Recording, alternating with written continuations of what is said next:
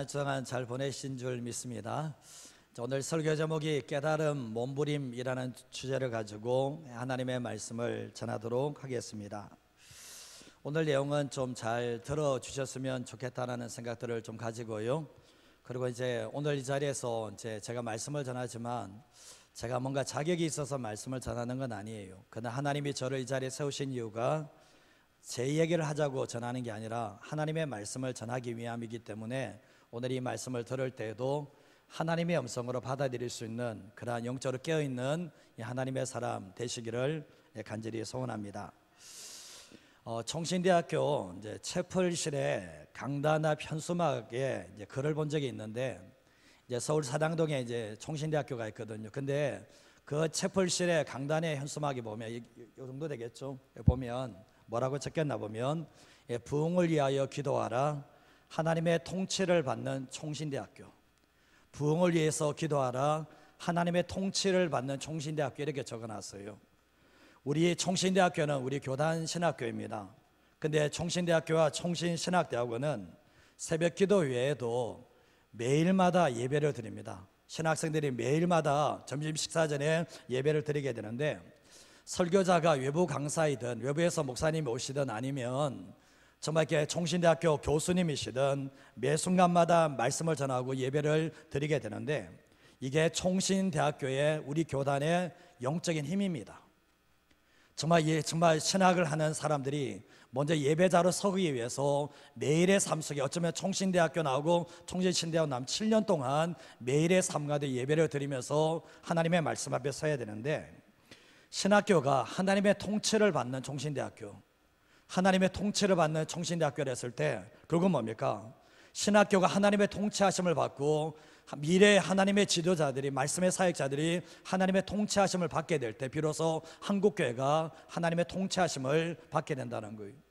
우리가 삶을 살아갈 때 하나님의 통치를 받는다고 했을 때 그게 무엇을 말할 거라 생각합니까? 하나님의 통치하심을 받는다. 내가 하나님의 다스림 속에 있다는 게 뭡니까? 내가 하나님의 말씀에 통치하심을 받는다. 하나님의 말씀에 굴복하는 삶을 살아가는 삶 자체가 바로 하나님의 통치를 받는다라고 말해도 틀리지 않는다는 겁니다. 일본에서 기독교 핍박이 극심하게 일어났던 근대에 이런 일이 있었습니다. 한 소년이 우연히 성경을 한 권 받게 되었는데 이 소년은 명문고등학교를 다니던 소년이었습니다. 성경이 무엇인지도 몰랐는데 이 성경을 받고 난 뒤에 성경에 몰입하면서 성경을 읽게 되었는데 틈만 나면 성경을 보게 되었습니다. 숨어서 성경을 보게 되었는데 몇 번을 읽다 보니까 어떤 말씀은 믿어지는 말씀도 있고 어떤 말씀은 전혀 이해되지도 않고 믿어지지 않는 말씀도 있게 되었습니다.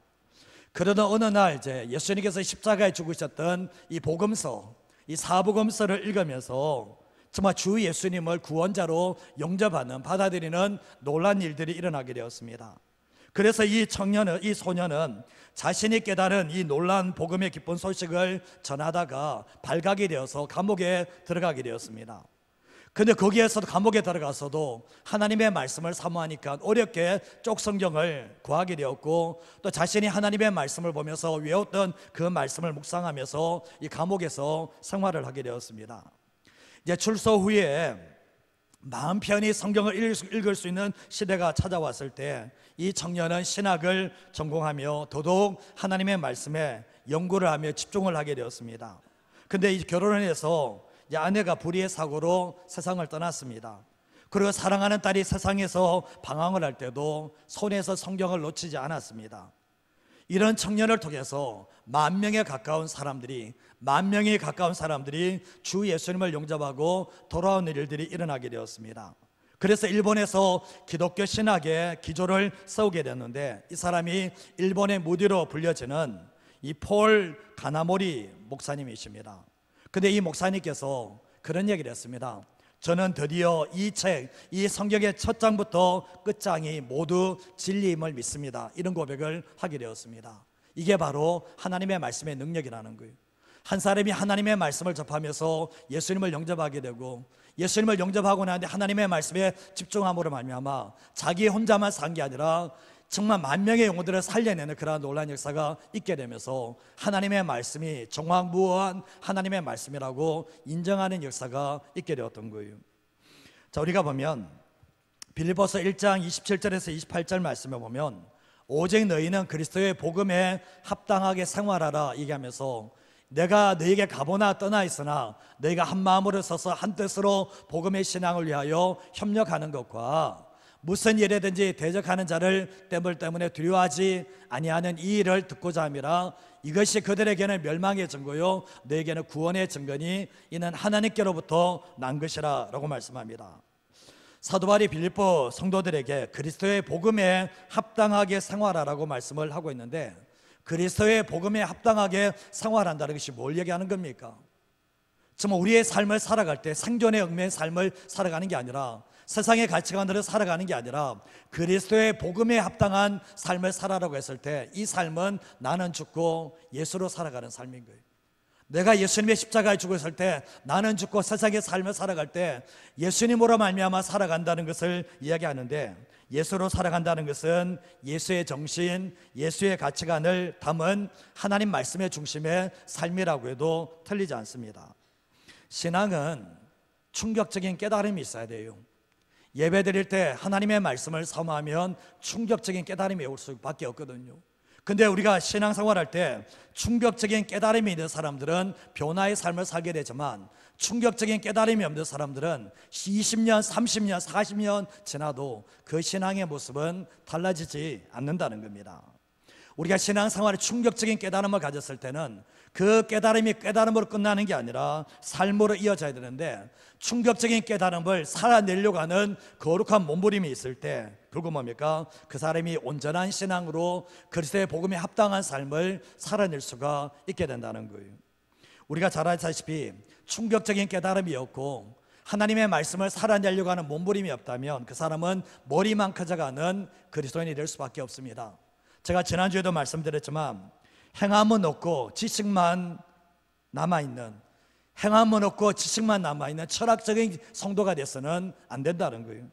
하나님의 말씀을 많이 하는 게 자랑이 될 수는 없죠. 하나님의 말씀을 통해서 살아내는 것이 없으면, 머리만 커져 있다면 그 신앙은 결국은 문제가 있다는 것을 알게 됩니다. 교회도 마찬가지지 않습니까? 성도들이 모여서 행함은 없고 지식만 가르치는 철학적 교회가 된다면 그 교회는 세상을 변화시킬 수 있는 하나님의 교회가 되기는 힘들다는 것입니다. 우리가 세상 속에서 기독교와 그리스도인을 향한 사람과 사단과 문화의 공격은 상당합니다. 이때일수록 우리가 함께 협력해야 되며, 또 사단의 공격이 있다 할지라도 두려워하지 말고 끝까지 이기러 가야 되는데, 예수 믿는 사람이 올곧게 길을 가려면 그 중심에는 하나님의 말씀이 있어야 된다는 거예요. 다른 그게 아니라 하나님의 말씀이 중심을 잡아야 되고, 하나님의 말씀 붙잡고 순종하는 삶을 살게 되면 세상에 공격이 있고 세상에서 손해보는 삶을 살아갈 수밖에 없지만, 그 삶 가운데서 임마누엘 되시는 하나님의 함께 하심의 역사가 일어나게 됩니다. 예수 믿는 사람들은 하나님의 말씀의 중심이 되어서 좌로나 우로나 치우치지 않는 삶을 살아가는 사람들이 그리스도인이라는 것을 잊어버리지 마시고 살아가시기를 바랍니다. 이제 지난주에 제가 열왕기상 말씀을 했지만 오늘 열왕기하 말씀인데, 다윗이 죽고 난 뒤에 그의 아들 솔로몬이 왕이 되었습니다. 솔로몬은 대단한 지혜를 가졌지만 솔로몬 때문에 나라가 두 쪽으로 갈라지게 되었습니다. 똑똑하기에 문제가 됐던 거죠. 똑똑하면 하나님을 의지하고 하나님을 신뢰해야 되는데, 똑똑하기 때문에 자기 멋대로 하고, 똑똑하기 때문에 결국 뭡니까? 우상 숭배하며 불순종하는 하나님의 말씀과 어긋난 삶을 살았을 때 나라가 두 조각 나는 일들이 일어나게 되었습니다. 근데 북이스라엘과 남유다로 갈라지게 됐는데, 이스라엘의 정통성, 하나님의 백성의 정통성은 북이스라엘에 있었던 게 아니라 남유다 백성들이 가지고 있었는데, 북이스라엘은 BC 722년에 아수르에 멸망을 하게 되고, 이 남유다는 아수르를 무너뜨리는 이 바벨론에 의해서 BC 586년에 멸망을 하게 되었습니다. 그 멸망의 중심에는 뭐가 있었나? 하나님을 버렸다. 생수에 거르는 데서 하나님을 버렸고, 우상 숭배와 불순종이 바로 멸망의 길로 들어가게 만들었는데, 하나님께서 약속의 땅, 축복의 땅, 가나안 땅에 넣어줬는데 그 약속의 가나안 땅에서 오직 하나님만 사랑하고 하나님만 섬기지 않음으로 말미암아 축복이 저주가 되는 일들이 일어나게 되었습니다. 북이스라엘 왕들 중에서는 하나님 보실 때 선한 왕들은 거의 없어요. 첫 단추를 잘못 깼어요. 정말 북이스라엘의 첫 왕이었던 여로보암 왕이 하나님의 말씀에 어긋난 행동을 하다 보니까 그 대대로 이어서 왕들이 계속해서 바뀌어지고 이런 일을 하면서 결국 뭡니까? 하나님 보실 때 선한 왕은 거의 없었는데 남유다 왕들 중에서는 그래도 다윗의 길로 걸어갔던 선한 왕들이 제법 있었다는 것을 보게 되는데, 히스기야 왕도 그랬고 오늘 본문에 나오는 요시야 왕도 다윗의 길로 걸어갔던 선한 왕이었다는 것을 알게 됩니다. 그러나 이제 북이스라엘 왕들처럼 남유다 왕들 중에서 극악한 왕들이 있었는데 대표적으로 므낫세를 이야기할 수 있습니다. 요시야 왕의 할아버지였던 므낫세는 극악한 왕이었다는 것을 보게 되는데, 오늘은 요시야 왕에 대해서 살펴보면서 함께 은혜를 나눴으면 합니다. 열왕기하 22장 1절과 2절 말씀을 한번 읽어보겠습니다. 요시야가 왕위에 오를 때에 나이가 8세라 예루살렘에서 31년간 다스리니라. 그의 어머니의 이름은 여디다요 보스갓 아다야의 딸이더라. 요시야가 여호와 보시기에 정직히 행하여 그의 조상 다윗의 모든 길로 행하고 좌우로 치우치지 아니하였더라. 아멘. 요시야가 왕위에 올랐던 나이가 몇 살인가? 8세예요. 8세. 8살짜리가 뭘 알겠습니까? 초등학교 입학하는 나이인데, 근데 여기가 왕이 되었습니다. 근데 이 요시야가 아버지, 할아버지 결국은 잘못된 길을 갔지만 이 요시야는 뭡니까? 2절 말씀에 보면 여호와 보시기에 정직히 행하며 그의 조상 다윗의 길로 행했는데 좌우로 치우치지 않았다라고 말씀을 하고 있습니다. 이게 하나님의 평가라는 거예요. 자, 오늘 말씀을 첫 번째로 할 수 있는 게 뭔가 한번 읽어보도록 하겠습니다.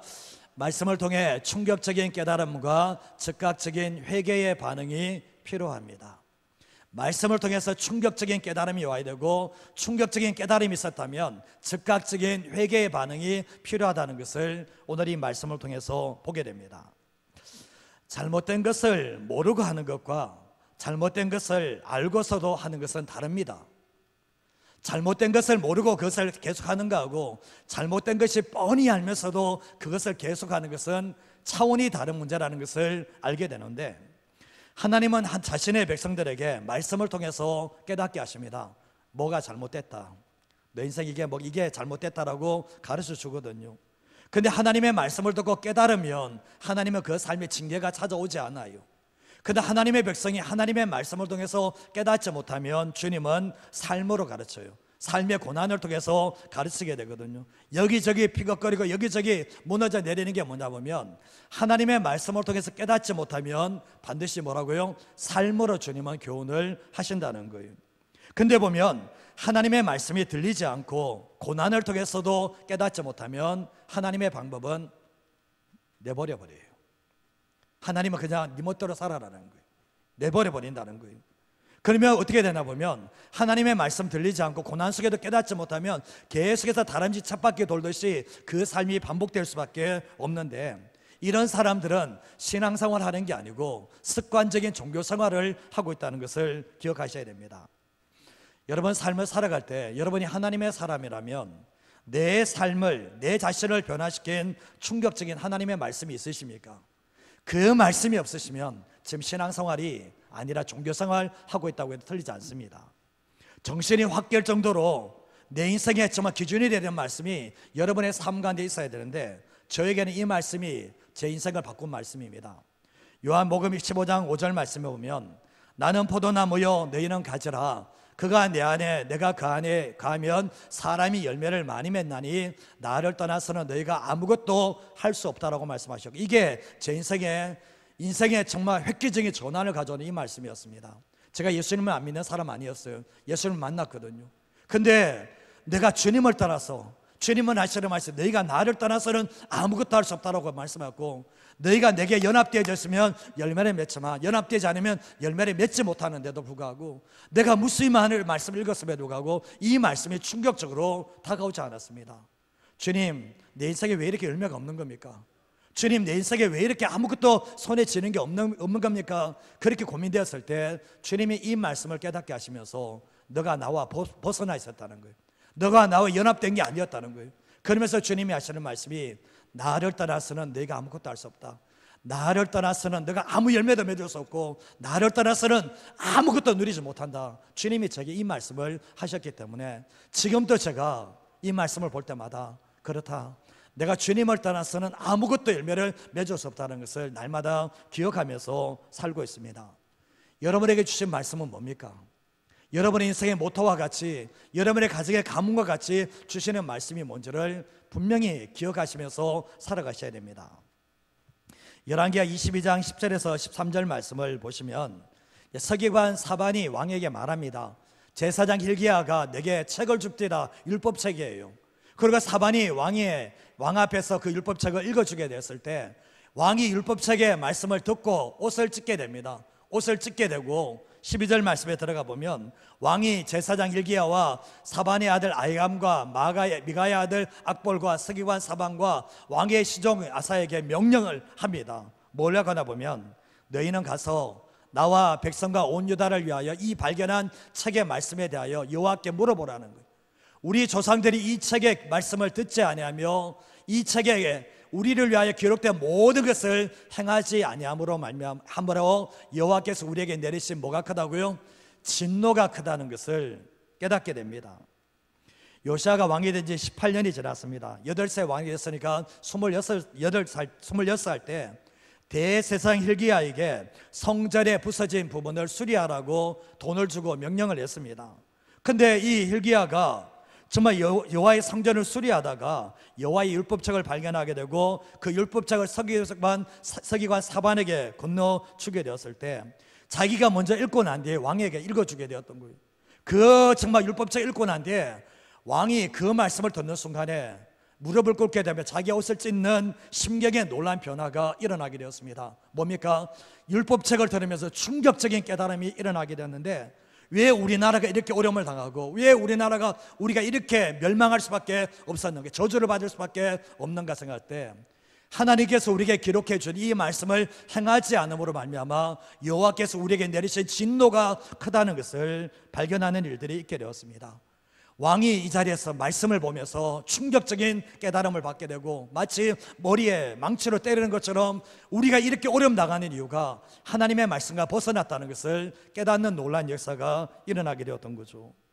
요시아는 백성들을 전체를 먼저 변화시키기보다는 자기 자신이 하나님의 말씀 앞에 서지 못했다는 것을 깨닫고 회개하게 되고 그리고 또한 자신이 먼저 옷을 찢는 심경의 변화가 일어났다는 것을 말씀을 통해서 보게 됩니다. 그러면서 23장 1절에서 3절 말씀 읽으셨지만 왕이 보내어서 유다와 예루살렘의 모든 장로들을 다 자기에게 모읍니다. 그러고 난 뒤에 이에 왕이 여호와의 성전에 올라가야 되는데 노소를 비롯해 모든 사람들이 다 이제 모이게 됩니다. 그때 왕이 여호와의 성전 앞에서 발견한 언약궤의 모든 말씀을 읽어 무리에게 들려주게 되는데 왕이 단위에 서서 여호와 앞에서 언약을 맺습니다. 언약을 세우는데 마음을 다하고 뜻을 다하여 여호와께 순종하고 그의 계명과 법도와 율례를 지켜 이 책에 기록된 언약의 말씀을 다 이루게 하리라 했을 때 백성이 그 언약을 따르기로 서약하고 약속하는 모습을 보게 된다는 거예요. 이게 진정한 개혁의 출발이라는 것을 알게 되는 거예요. 한 사람이 아니라 공동체 전체가 들고 뭡니까? 하나님의 말씀을 듣고 하나님의 말씀을 따르겠다라고 순종하는 이 모습을 보게 된다는 거예요. 하나님은 어떠한 방법이든지 깨닫게 하시는데 이 hil기야가 정말 성전 수리하다가 하나님 말씀 발견하게 되고 하나님의 말씀을 통해서 우리가 왜 이렇게 될 수밖에 없었는지 깨닫게 하시는 역사가 있게 되면서 이 요시아는 자기가 회개하면서 그러고 난 뒤에 백성들에게 우리가 잘못될 수밖에 없었던 것은 하나님의 말씀이 어긋났기 때문에 이런 일이 일어났다는 것을 이야기하면서 모두 다 하나님의 말씀을 따르겠다고 회개하는 서약을 보여주는 모습을 보게 된다는 거예요. 우리가 삶을 살아갈 때 보면 어떤 사람들은 하나님의 말씀을 들으면 이쪽 교회 흘러서 이쪽 교회로 흘러나가 버립니다. 그러나 어떤 사람들은 하나님의 말씀이 내 안에 가슴에 담겨져서 충격적인 깨달음을 갖게 되면서 그 말씀 앞에서 고민하며 씨름하며 자기의 삶을 되돌이키는 사람이 있다는 것을 알게 되는 거예요. 우리가 신앙생활할 때 하나님의 충격적인 말씀이 들렸을 때 그 말씀 앞에 즉각적으로 회개하지 않으면 시간이 지나면 그 마음도 사라져 버립니다. 주님 말씀, 오늘 우리가 주일 말씀드리지만 그 말씀이 내 안에 살아있으면 그 말씀을 붙잡고 기도하고 회개하는 삶이 지금 이루어져야 되는 건데, 한 주만 지나다 보면 우리의 마음이 딱딱하게 굳어져 있는 그런 모습들을 저와 여러분들이 경험하게 된다는 것입니다. 디모데후서 2장 15절 말씀을 같이 한번 읽어보겠습니다. 너는 진리의 말씀을 옳게 분별하며 부끄러울 것이 없는 일꾼으로 인정된 채로 자신을 하나님 앞에 드리기를 힘쓰라. 아멘.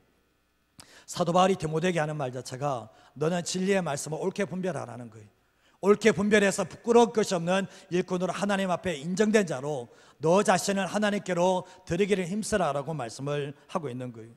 우리가 하나님 진리의 말씀을 가까이 하지 않으면 충격적인 깨달음도 없고 내가 뭐가 잘못됐는지 분별도 못한다는 거예요. 그리고 하나님께 인정받는 삶도 살아가지 못한다는 거예요. 내 자신이 무엇인지, 말씀을 어떻게 잘못된지를 깨닫게 될 때 비로소 뭡니까? 회개하면서 주님께 돌아갈 수 있는 하나님의 사람이 될 수가 있다라고 말씀하고 있습니다. 혹시 지난 주간 전하면서 하나님의 말씀 안 보신 분들이 계십니까? 어떻게 사시려고 그러십니까? 어떻게 사시려고 그렇게 하시는 거예요?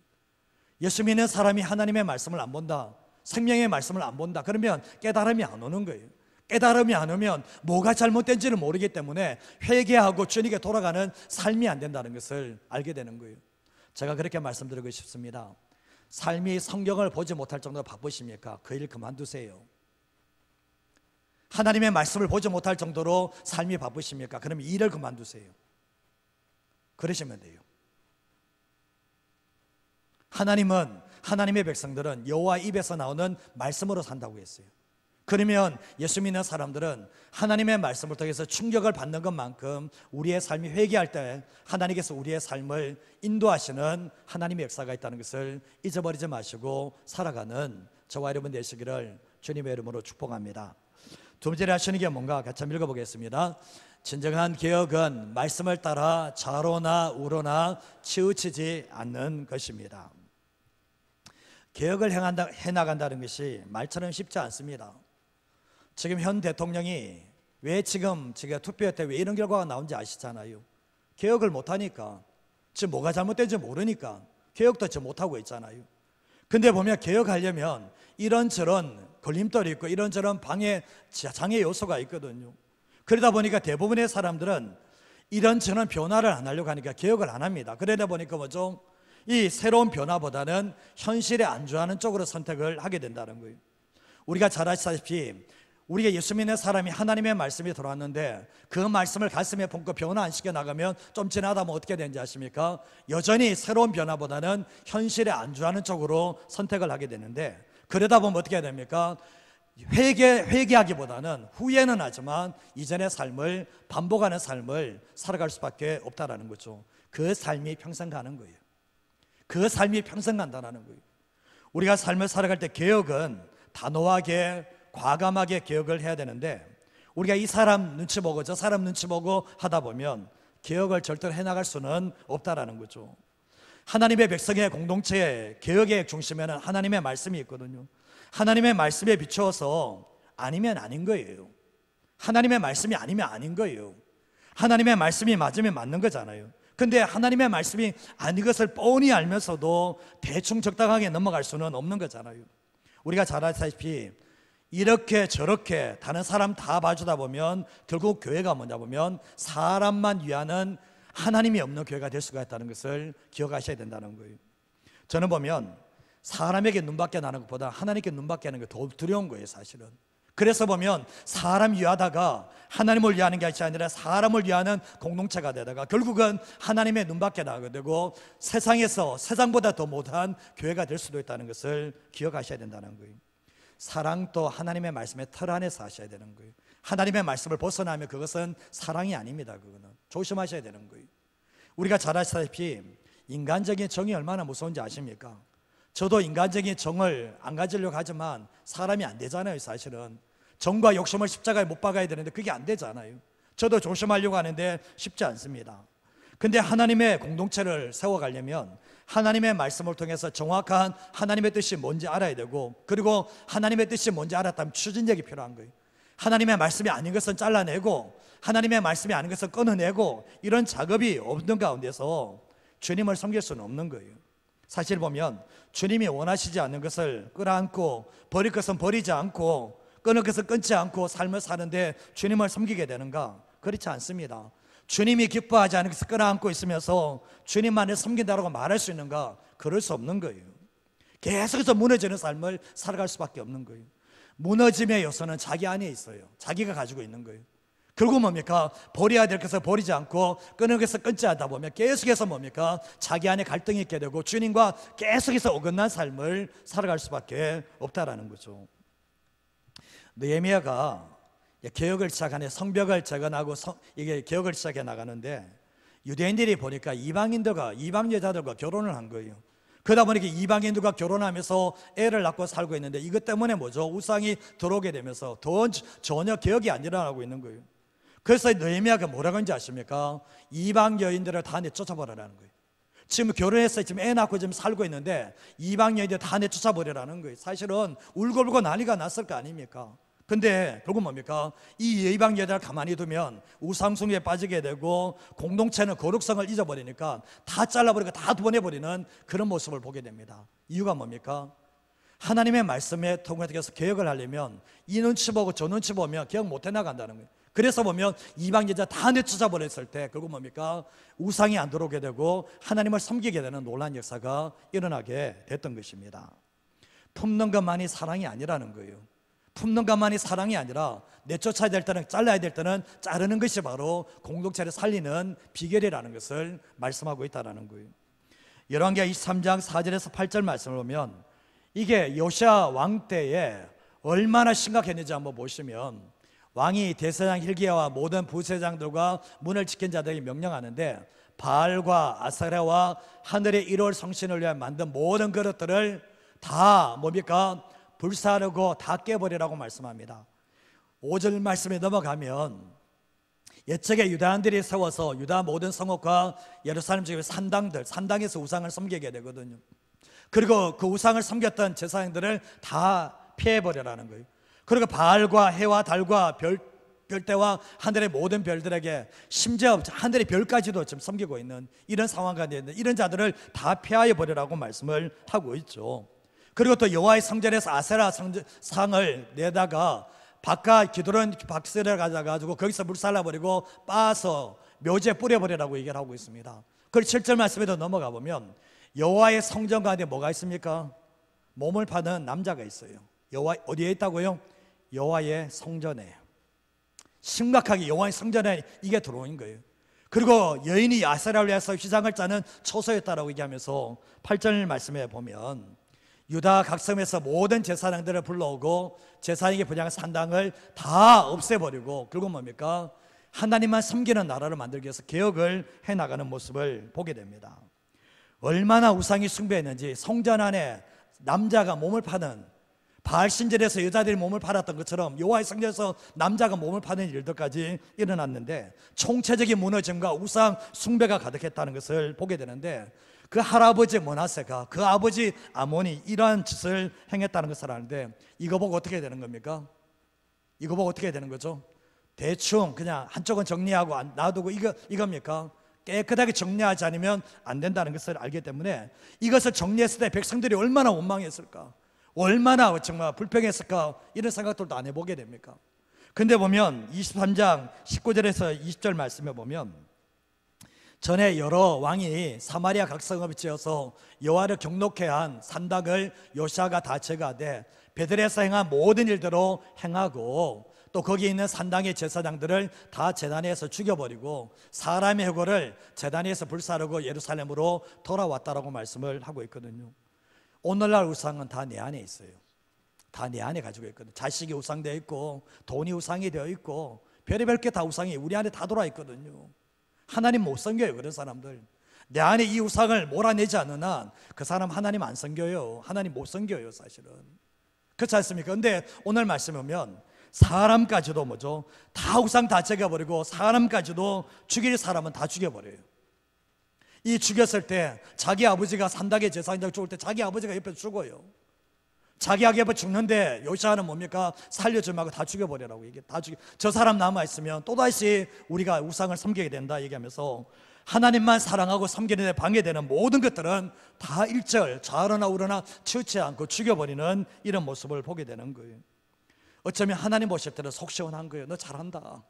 내가 정말 그것 때문에 너무나 힘들었는데 너 정말 내 말씀을 따라 좌우나 우러나 치우는 거 다 적여버리는 이런 모습을 보게 되는데, 사람까지도 적여버리는 이런 모습을 보게 됩니다.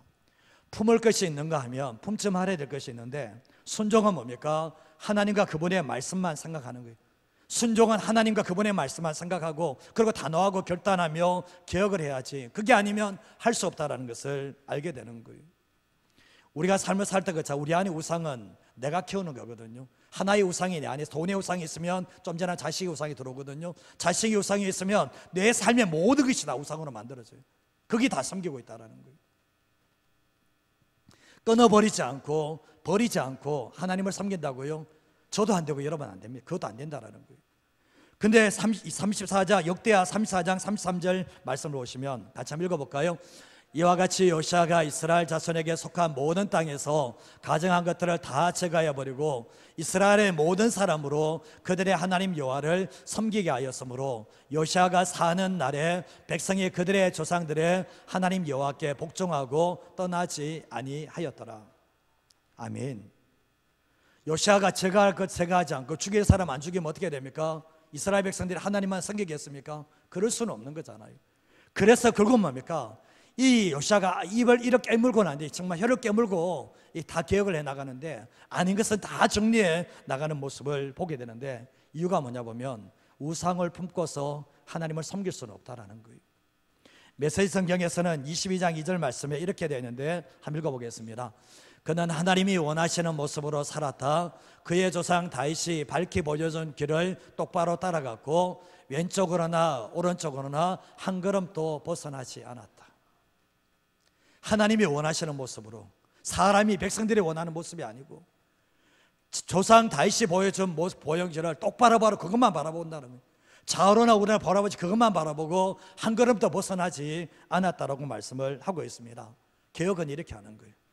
개혁은 이렇게 할 때만이 진짜 개혁이 일어난다는 것을 알게 되는데, 요시아에게 아주 중요한 건 뭡니까? 가장 중요한 것은 하나님의 말씀이었고 그 말씀대로 처리하고 제거하는 작업을 했다라는 것을 말씀을 통해서 보게 되는 거예요.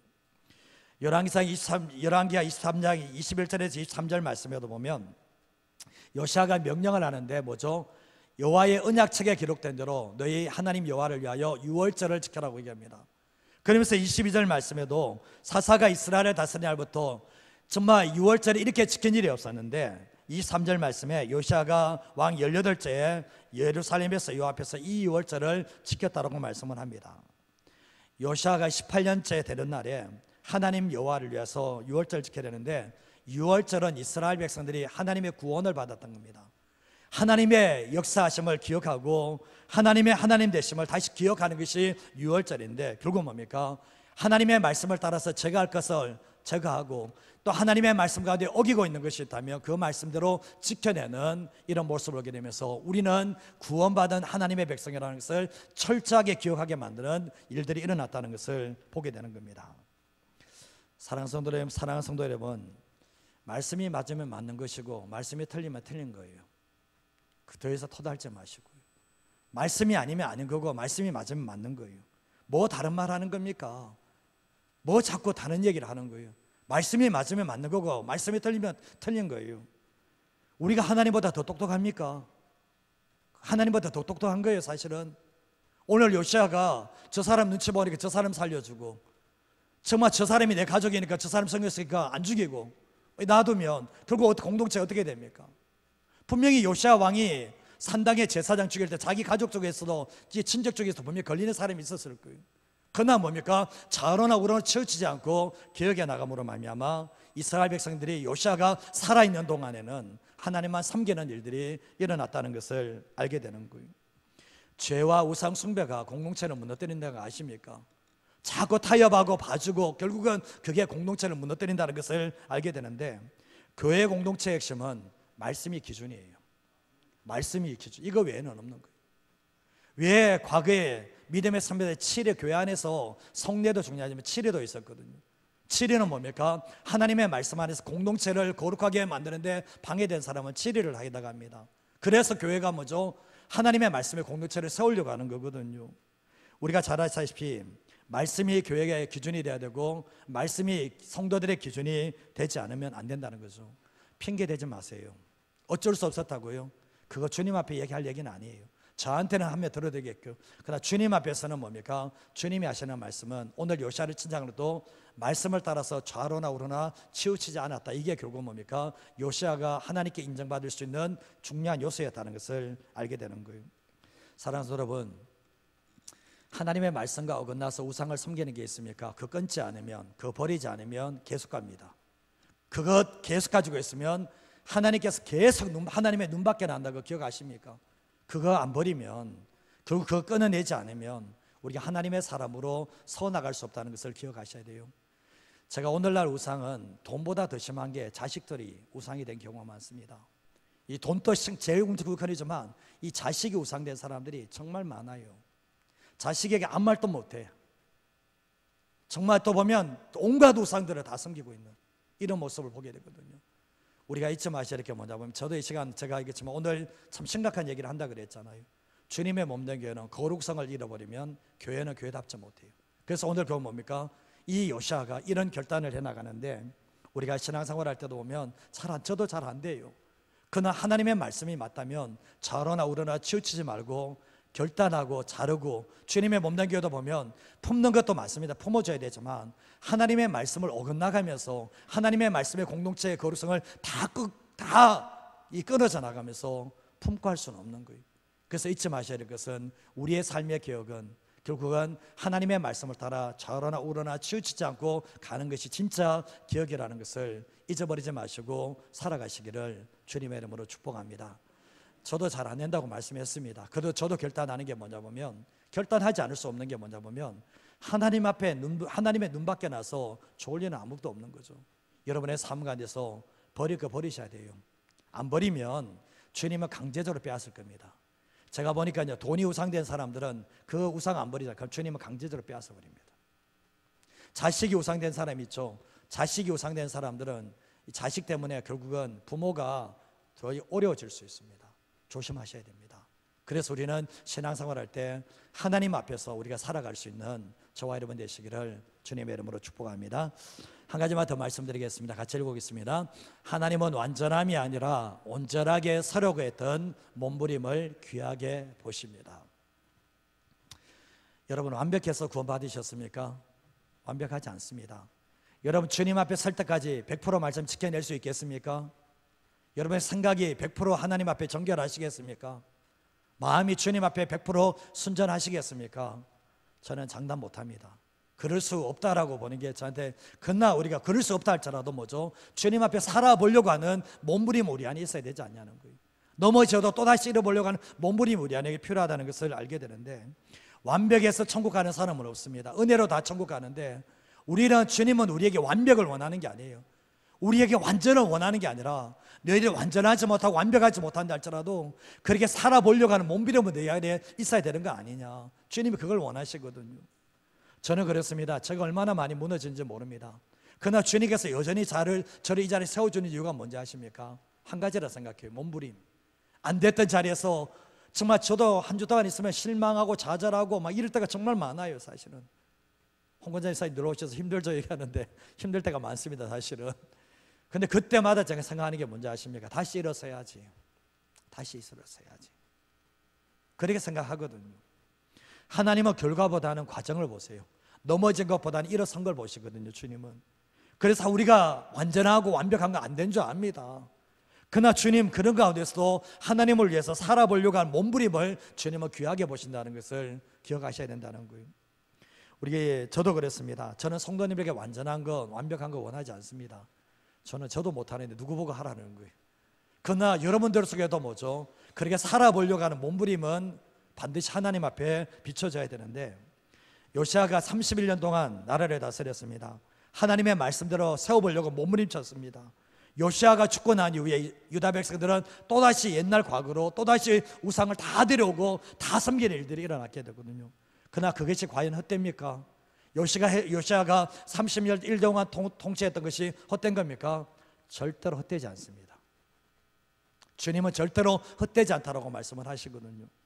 열왕기하 23장 29절에 30절 말씀을 보시면 요시아도 완벽하지 않습니다. 요시아 당시에 애굽 왕 바로 느고가 아수르 왕을 치려고 유브라데 강으로 올라갔는데 요시아 왕이 여기 맞서가 싸우다가 요시아 왕이 애굽 왕이 요시아를 무기토에서 죽여버릴 일들이 나왔습니다. 근데 30절 말씀에 보면 이제 시체를 가져와서 이제 예루살렘에 와서 무덤에 장사를 하게 되고 요시아 아들 여호아하스가 왕이 되거든요. 요시아는 하나님께 칭찬을 받는 사람이었지만 뭔지는 모르지만 정치적인 면에서 실수를 합니다. 다윗도 보면 말년에 이 일구조사하면서 결정적인 치명적인 실수를 하게 되는 것처럼 실수가 없는 사람은 없습니다. 내가 하나님께 모든 초점을 두게 되면 실수 안 하지만 우리의 시선이 헛되어질 순간부터는 실수할 수 있다는 거예요. 근데 요시아가 비극적인 죽음을 무기토에서 맞이하게 되는데 이 무기토는 전략적인 요충지입니다. 근데 그곳에서 수많은 싸움이 있었는데 이 애굽 왕 바로 누가가 아수르를 치러 간 거예요. 아수르를 치러 갔으면 그냥 가만히 놔두면 어부지리로 뭔가 얻을 수 있는 상황인데 이 요시아가 개입을 함으로 말미암아 자기의 목숨이 죽어버린 일들이 있게 되었습니다. 정확한 이유를 알 수는 없지만 분명한 이유가 있어서 갔습니다. 그날 뭡니까? 이런 마지막 결말은 뭡니까? 죽지 말아야 될 자리에서 죽어버리는 이 안타까운 결말이 일어났지만 하나님은 자기가 요시아가 지금까지 했던 모든 것들이 다 무시되는가? 그게 아니라는 것을 알게 돼요. 열왕기하 23장 24절 말씀에 보면 요시아가 예루살렘에 신접한 자, 점쟁이, 드라비, 우상과 모든 가장한 것을 다 처가했는데 이는 대제사장 hilki야가 여호와의 성전에서 발견한 책에 기록된 무엇을 이룬다고요? 율법의 말씀을 이루려 하십니다. 정말 이 요시아 안에는 율법의 말씀을 이루고자 하는 마음이 있었거든요. 예수님께서 이 땅에 오신 이유가 뭡니까? 하나님의 말씀을 이루려 예수님이 이 땅에 오셨거든요. 그래서 철저하게 하나님의 말씀을 이뤘는데 하나님께서 요시아를 칭찬하시는 이유가 뭐냐 보면 이거예요. 발견한 책을 무시하지 않고 여호와의 말씀을 따라서 개혁해 나갔다는 것, 이루려 했다는 것이 하나님이 인정할 요소였거든요. 결국 뭡니까? 열왕기 23장 25절 말씀에도 보면 하나님이 요시아와 같이 마음을 다하며 뜻을 다하며 힘을 다하여 모세의 율법을 따라 여호와께로 돌이킨 왕은 요시아 전에도 없었고 후에도 없었다라고 말씀을 하고 있는 거예요. 요시아가 실수가 있었습니까? 없었습니까? 있었잖아요. 제가 꼭 끼지 말아야 돼가지고 죽고 막 이런 거 하잖아요. 근데 완전하고 완벽하지 않아요. 그러나 하나님은 마음을 다해 뜻을 다해 힘을 다하여 하나님 앞에 순종하려고 하는 애쓴 모습을 주님이 기억하십니까? 안 합니까? 기록하셨으니까 성경에 기록을 해놓은 거잖아요. 요시아가 31년 동안 통치를 했습니다. 우상을 숭배했던 모든 우상을 다 가져왔던 그의 할아버지 므낫세. 근데 이 므낫세의 악행을 뒤집기는 너무나 힘들었던 거예요. 왜냐하면 백성들이 순종을 하지만 그 내면 안에 뭐가 깔려 있습니까? 다 우상 숭배했던 그게 다 깔려져 있는 거예요. 사실은 이거 뒤집기가 역부족이었던 거예요. 근데 요시아가 죽고 나니 여호아하스가 아들이 일어났으면 아버지의 대를 이어서야 되는데 이 므낫세의 우상 숭배 그대로 다 가져오는 거예요. 아버지가 했던 건 뭘 봤던지 모르지만 그걸 그대로 다 하고 있는 거예요. 그래서 얼마 있지 않아서 유다 백성이 다 멸망의 길로 들어가 버립니다. 그럼에도 불구하고 하나님은 뭡니까? 이 31년 동안 요시아가 하나님 앞에 몸부림치면서 하나님의 말씀대로 개혁했던 것은 하나님은 뭡니까? 그 믿음을, 그 개혁을 귀하게 보셨다는 것을 알게 되는 거예요. 열왕기하 23장 26절과 27절 말씀, 이게 열왕기하의 핵심적인 말씀입니다. 한번 읽어보겠습니다. 그러나 여호와께서 유다를 향하여 내리신 그 크게 타오르는 진노를 돌이키지 아니하셨으니 이는 므낫세가 여호와를 경노하게 한 그 모든 경노 때문이라. 여호와께서 이르시되 내가 이스라엘을 물리친 것 같이 유다도 내 앞에서 물리치며 내가 택한 이 성 예루살렘과 내 이름을 거기에 두리라 한 이 성전을 버리리라 하셨더라. 아멘.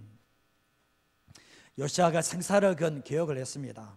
뼈를 깎는 개혁을 했지만 그 이후의 결과는 좋지 않습니다. 제가 말했지만 하나님께서 요시아가 이 정도 하면 하나님께 다시 불쌍해줘 다시 회복시켜줘야 되는데 그게 아니에요. 여호와께서 유다를 향하여서 내리신 그 크게 타오르는 진노를 되돌이키지 않았다. 요시아가 지금 하나님의 말씀대로 개혁해 나감에도 불구하고 하나님은 그 진노를 돌이키지 않아요. 왜냐하면 므낫세가 얼마나 여호와를 경노했는지 그 경노 때문이라고 말씀을 하고 있으면서 뒤에 말씀에 북이스라엘이 멸망한 것처럼 남유다도 내가 물리치겠다, 그리고 성전도 다 버려버리겠다라고 주님이 말씀을 하시는 모습을 보게 됩니다. 하나님의 말씀이 버려지고 우상이 성행하는 시대에 요시아가 하나님의 말씀을 가지고 다시 하나님의 나라를 세운다는 것이 얼마나 힘든지를 보게 되잖아요. 믿음의 가정에 일대인 사람들이 가정을 하나님의 가정으로, 하나님의 말씀의 가정으로 세운다는 게 얼마나 힘든지 아시잖아요. 근데 요시아도 그런 거예요. 나라 전체를, 우상에 다 넘겨줬던 나라를 하나님의 말씀으로 나라로 바꾼다는 것이 얼마나 힘든지를 보게 되잖아요. 근데 결국 뭡니까? 백성들을 다 되도록기는 했지만 여전히 뭡니까? 백성들 안에는 여전히 우상이 남겨져 있고, 아들이 왕이 됐을 때 또다시 우상 숭배로 돌아가는 이 모습을 보게 되면서 하나님은 결국은 남유다 백성들도 멸망의 길로 가도록 만들었다는 것을 알게 되는 거예요. 하나님은 뭡니까? 어둡고 혼돈이 가는 시대 속에서 그래도 정말 앞뒤 좌우로 이 정말 조상들도 그렇고 정말 후손들도 그렇지만 이런 상황이지만 그 중간에 끼어서 그래도 하나님의 말씀대로 살아보려고 하고 하나님의 말씀대로 나라를 세워보려고 했던 이 요시아의 업적은 하나님은 고스란히 다 인정해 주고 계시다는 것을 알게 되는 거예요. 요시아가 완전하지 않습니다. 완벽하지 않습니다. 그러나 하나님의 말씀을 이루기 위해서 몸부림치면서 타협하지 않고 갔던 그 모든 삶을 주님이 다 인정해 주시는 모습을 보게 된다는 거예요. 저도 그렇고 여러분도 그렇고 완전하지 않고 완벽하지 않습니다. 늘 실수하고 늘 넘어짐이 있습니다. 실망하며 좌절할 때도 있습니다. 근데 거기에서 포기하시면 안 돼요. 다시 일어서셔야 돼요. 다시 일어서려고 하는 몸부림을 치게 될 때 하나님은 뭡니까? 주님께서 우리를 일으켜 주시는 하나님의 역사가 있는 거예요. 과거에 이제 남자분들이, 아빠들이 힘들 때가 있었죠. IMF 터지고 뭐 과거에도 힘들 때가 있었잖아요. 그때 애들이 유치원에서 불렀던 노래가 있습니다. 아빠 힘내세요. 우리가 있잖아요.